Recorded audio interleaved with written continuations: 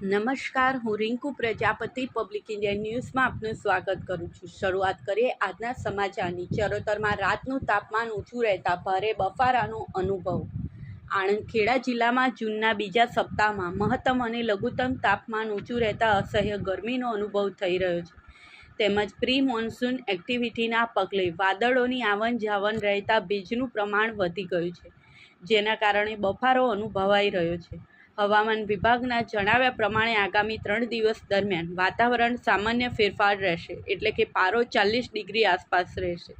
આણંદ કૃષિ યુનિવર્સિટીના વૈજ્ઞાનિકોના જણાવ્યા પ્રમાણે મંગળવારે મહત્તમ તાપમાન 39.5 ડિગ્રી અને લઘુત્તમ તાપમાન 29.5 ડિગ્રી સેલ્સિયસ નોંધાયું છે, જ્યારે અશંત વાદળો પગલે ભેજનું પ્રમાણ 77% નોંધાયું છે, જ્યારે પવનની ગતિ 6.8 કિલોમીટરની નોંધાઈ છે।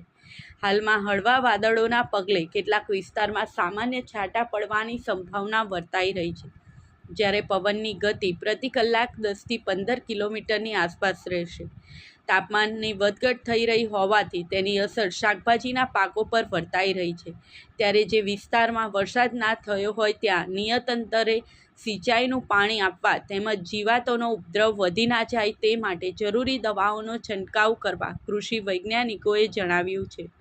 આ સાથે આજના સમાચારને અહીં સમાપ્ત કરીએ છીએ।